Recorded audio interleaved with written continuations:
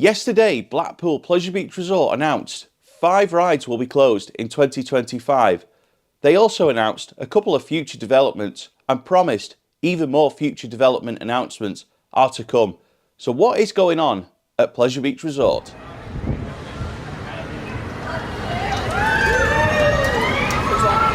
Hello everyone, I'm Scott. You're watching Your Experience Guide, the best place to come for Blackpool Pleasure Beach unofficial content, news, rumours and so on. So let's get straight into it.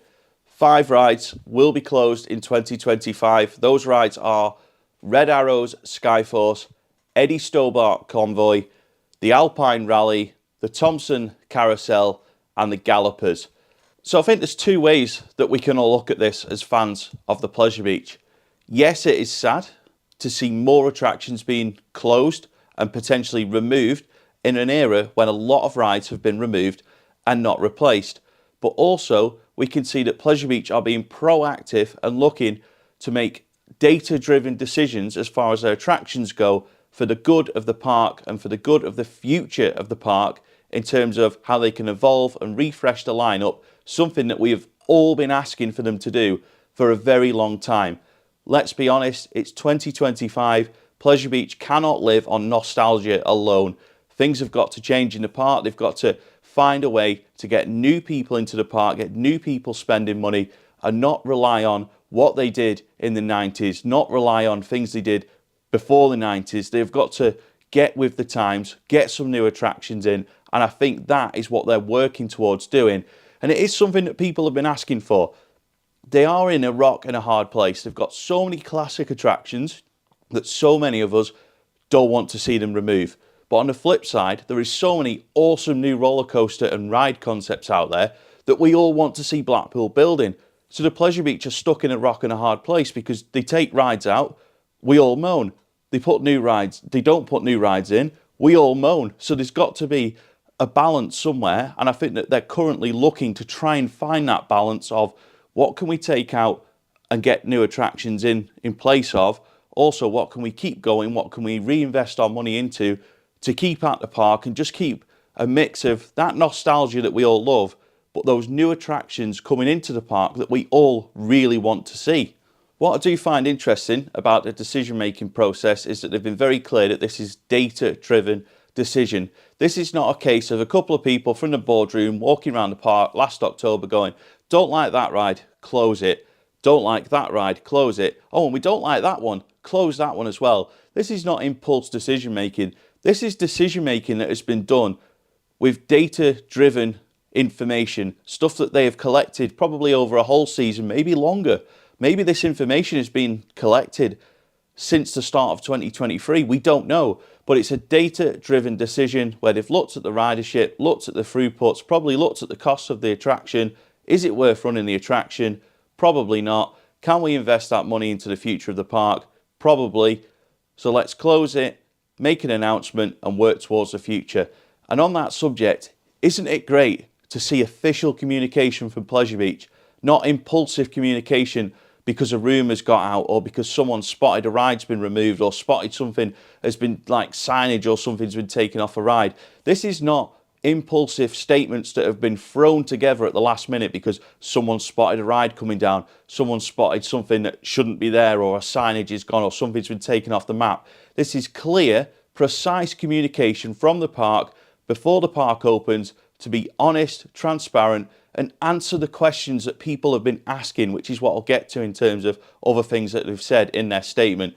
For me, this is a massive step in the right direction as far as communication goes. They could have quite easily said nothing again, but they haven't. They've come out, they've done things differently, they've made a statement, they've been honest with their customers, and this is what people have been crying out for from Pleasure Beach for a long, long time. We didn't get this when Noah's Ark closed, when Trauma Towers closed, when Space Invader closed. Nothing has ever been said about things that have just closed. It has literally just been a case of you turn up one day, ride's closed, the signage is gone, you're never going on it again. There's so many examples of that in the past at Pleasure Beach, but no, not this time. So regardless of whether we're happy or we're not happy about ride closures, I think we have to applaud Pleasure Beach for being open and honest and telling people the truth before the season starts so people know what to expect. So moving away from the statement and more the opinionated stuff in terms of the ride closures, as far as Skyforce goes, I'm not surprised and I'm not disappointed by it. It's an attraction that I have contributed to the low ridership on Skyforce because I probably do it once or twice a season, if that. And it's usually because it's on a quiet day. There's not a lot else going on. We've been on everything we want to do loads of time. It's like, should we just go on Skyforce? It's there. It's not like one of those where we sort of run into the park and go, we've got to go on Skyforce first. It's kind of like, oh, there's Skyforce, should we just do it? And I think looking at the fact that it's been so quiet for such a long period of time over the last couple of years, I think that's a big part of why it's going. People aren't riding it. And always surprised, it's not a great attraction. What was there before it, not the High Diver show, Bling, was better than it. So, and you see that a lot when people talk about it online. They say, oh, I preferred Bling, or, oh, I can't get the gondolas to spin, or... And I know that some people do love Skyforce, I get it. Everyone has their own favourites at Pleasure Beach, but for me, Skyforce is not a big loss, and I'm not surprised. I mean, I did a video about ride removal rumours at the end of 2023, and Skyforce was in that video. There was talk back in 2023, and going back before that as well, that Skyforce could be on the chopping block. So I'm not surprised, and I'm really, really not disappointed. But I do hope that they do replace it with something decent or use that space wisely that will help the future of the park. There is many rumours out there what could happen with that space. I'm not going to get into those today. With Pleasure Beach saying in their statement that they've got announcements to come, I'm not going to start talking about rumours that I've heard that could go into different areas of the park in this video. I'm just going to solely focus on what's in the statement. Eddie Stobart's Convoy, the Alpine Rally, Thompson Carousel, I'll be honest, they're not attractions I do. I couldn't tell you the last time I went on those. I do have a 6-year-old son who does like Eddie Stobart ride. Will he be sad to see it gone?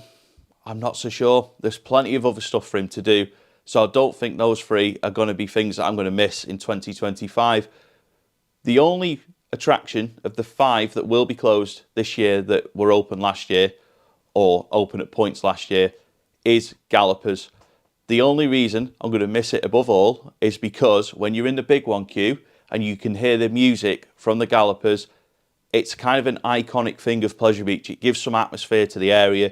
I can always think about waiting for the big one and hearing Walking on Sunshine being played by the Gallopers organ.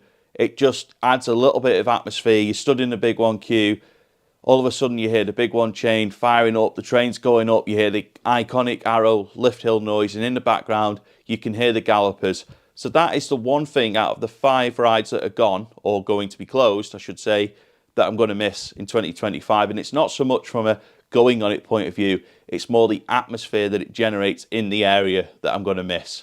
What I will say is that it's always sad to see a park closing rides, especially in Pleasure Beach's case in terms of they have closed a lot of rides over the last 25 years, and not everything has been replaced. That is not me having a dig at the park. That is a factual comment. It's something that we've all seen, something that I have spoken about many times before, something that many other Pleasure Beach fans have spoken about before. But in this case, I feel like we have to give them a little bit of patience. They are clearly in a transitional period as far as the development or redevelopment of the park goes. They are going to have to make some tough decisions. We're not going to like every decision they make, but if they do make official statements and are transparent and honest and clear with people, I think that we're all going to be like, okay, fair enough. You've explained what you're doing. We understand what you're doing. We might not like it in all cases, but at least you're being honest, you're being clear. And that is something that I personally respect a lot from the Pleasure Beach, because this could well have been a situation like years gone by where it just gets brushed under the carpet and nothing gets said. But instead, here we are, an official statement's out there, and we can all talk about it openly, and we don't feel like we're spreading rumours because it is factual information that the Pleasure Beach have given us. Moving away from the ride closures now, let's look at the future developments that have been mentioned in this official statement from Pleasure Beach, starting with Wallace & Gromit's Thrill-O-Matic. In the statement, Pleasure Beach noted, we've seen lots of conversation online surrounding the new Vengeance Most Foul film, and we love it as much as you do. stay tuned. Now, of course, that line about Wallace and Gromit and the new film doesn't confirm or deny anything's going to happen with the existing attraction, but we've all been talking about new scenes to fill in the gaps in the ride. There is a couple of dark spaces in the ride, something that everyone's always mentioned about the attraction, even though it's a great attraction. So for them to even acknowledge the fact that people want this and have been talking about this can only be a good sign, because it means that they are internally looking at it as well. I don't think they would put that into an official statement that they know thousands of people are going to see if they didn't at least have some intention of looking at how they can improve Wallace and Gromit's Thrill-O-Matic and add some new scenes from the new film into the attraction. It's definitely a watch this space one, something that will be interesting to see if they do it. Also in the statement, and I'm going to quote it word for word, "Lastly, we know lots of you have been asking questions about river caves, and we can confirm that we'll have an exciting announcement on our plans for this ride very soon." Again, in my opinion, excellent to see some communication from the Pleasure Beach about this subject. The river caves is something that we were all questioning about last year. It opened on opening day, and it might have opened on the opening Sunday of opening weekend too, I can't actually remember, but it did open at some points on opening weekend 2024. It did not return to action at all in 2024 after opening weekend. It was slated on opening weekend last year as looking unfinished, dated, tired, everything that you can imagine was thrown at it. Then it closed and didn't reopen for 2024. This had us questioning, other channels questioning, media questioning, everyone was questioning what's going on with river caves. It's an iconic attraction at the Pleasure Beach. It will be a massive loss, and it is something that a lot of families still enjoy to this day when it's open. So I think it's great that they've acknowledged, yes, it is closed. Yes, we've seen the rumours. Yes, we've seen the comments. Here's a little teaser. We're going to make an announcement about it soon. That, in my opinion, is great news, because if they were going to close it permanently, they'd have said so in that statement. But instead, it looks like they've got an exciting future lined up for it, and I'm looking forward to seeing what they announce. I will probably do a whole video on that subject in the coming days, but for now, I'm going to move on to the next thing. And the next thing is the Grand National. The Grand National will not be open for opening weekend or the early parts of the Pleasure Beach Resort season in 2025, because they are working on refurbing the attraction, similar to what they did with Big Dipper 2 years ago. This year is the 90th anniversary season of the Grand National, and Pleasure Beach are taking the extra time to work on it, refurb it, hopefully give it a bit of a repaint and bring it up to scratch, ready for when it does open this year to celebrate 90 years of the Grand National. And on that subject of the 90th anniversary for the National, I really do hope that they do a big event for it, like they did with Big Dipper for Big Dipper's 90th anniversary and Big Dipper's 100th anniversary. A big event to celebrate the Grand National is something I would definitely be there for, as long as the dates don't clash with something else. But it's something that I would love to see them doing. In the statement from Pleasure Beach, they also note that they'll be sharing more about the future very soon, and that they can promise there's lots to look forward to.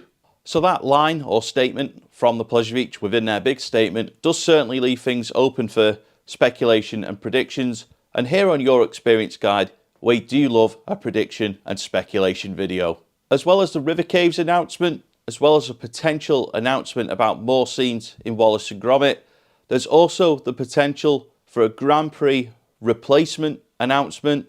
There's also talk of the Intamin gyro swing, talk of new hotels.